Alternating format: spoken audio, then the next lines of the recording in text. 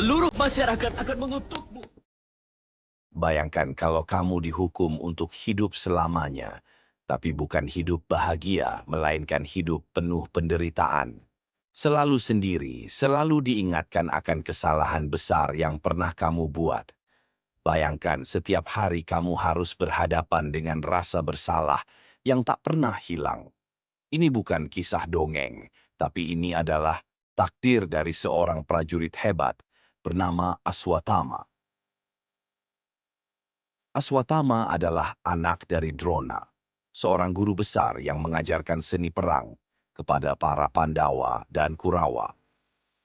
Sepanjang hidupnya, Aswatama sangat setia kepada para Kurawa, terutama Duryodhana, putra tertua Kurawa, yang ambisinya untuk menguasai kerajaan Hastinapura menjadi pemicu perang besar Mahabharata.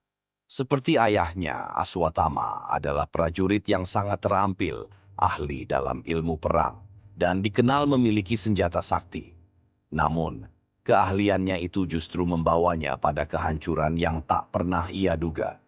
Ketika perang Mahabharata mencapai puncaknya, banyak yang sudah gugur di kedua belah pihak.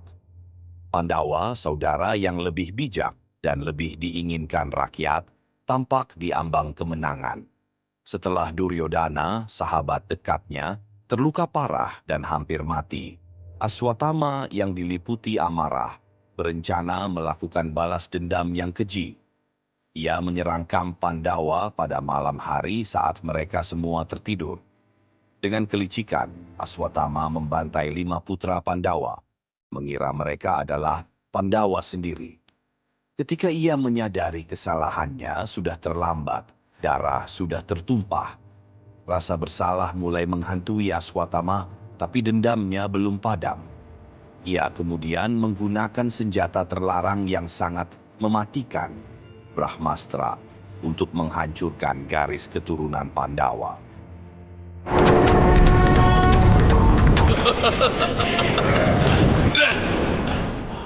Sayangnya, serangan ini tidak hanya mengancam musuhnya, tapi juga berpotensi menghancurkan dunia.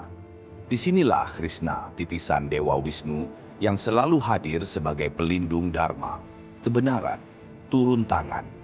Krishna marah besar kepada Aswatama karena tindakan ceroboh dan liciknya. Ia tak hanya menyebabkan kematian anak-anak tak bersalah, tapi juga hampir menghancurkan dunia dengan kekuatan senjatanya. Untuk itu, Krishna menjatuhkan kutukan yang sangat berat kepada Aswatama.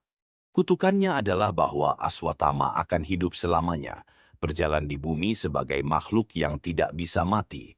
Ia akan merasakan sakit, kesepian, dan penderitaan tanpa akhir. Luka di dahinya yang dibuat oleh senjata Krishna akan terus mengeluarkan nanah dan darah, menjadi tanda dosa yang tak pernah sembuh. Setelah kutukan itu, Aswatama menghilang. Beberapa mengatakan bahwa ia hidup sendirian di hutan, terisolasi dari dunia, menghindari pertemuan dengan siapapun. Namun, kisahnya tidak berhenti di sana. Ada beberapa legenda yang mengatakan bahwa Aswatama masih berkeliaran hingga sekarang, ribuan tahun setelah perang Mahabharata berakhir. Beberapa orang bahkan mengaku pernah melihatnya. Salah satu cerita yang cukup populer datang dari seorang pendeta di India. Konon, pendeta itu sedang bermeditasi di sebuah gua di Himalaya, ketika tiba-tiba muncul seorang pria tinggi besar dengan luka menganga di dahinya. Pria itu tampak lusuh, kumuh, dan penuh penderitaan. Ia meminta air kepada pendeta itu, lalu pergi begitu saja tanpa meninggalkan jejak. Sang pendeta percaya bahwa pria tersebut tak lain adalah Aswatama. Ada juga legenda lain yang mengatakan bahwa Aswatama sering terlihat di sekitar kuil-kuil tua di India, terutama di tempat-tempat yang sunyi dan jarang dikunjungi. Orang-orang yang pernah bertemu dengannya mengatakan bahwa Aswatama selalu tampak letih, tak berbicara banyak, dan selalu menyembunyikan wajahnya di balik kain yang compang-camping. Ia seperti bayangan hidup yang terjebak antara dunia manusia dan dunia dewa. Tidak bisa mati, tapi juga tidak bisa hidup dengan tenang. Di beberapa desa di India, ada juga kepercayaan bahwa jika kamu bertemu dengan Aswatama, kamu harus segera memberinya makanan atau air, karena ia adalah makhluk yang menderita abadi. Beberapa orang percaya bahwa memberi bantuan kepada Aswatama bisa mendatangkan berkah, sementara yang lain merasa bahwa bertemu dengannya bisa membawa sial, karena ia adalah simbol dosa yang tak pernah tertebus.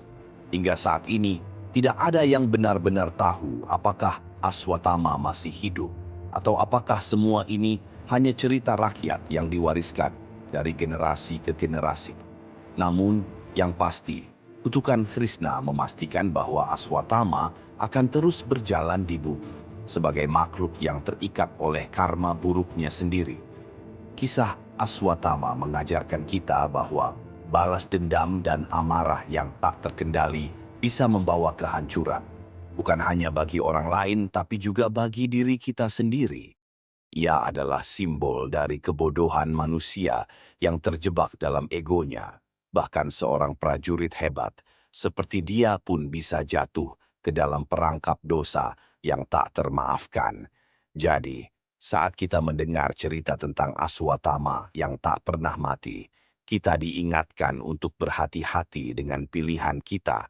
Karena beberapa kesalahan tidak bisa dihapus, bahkan dengan berjalannya waktu.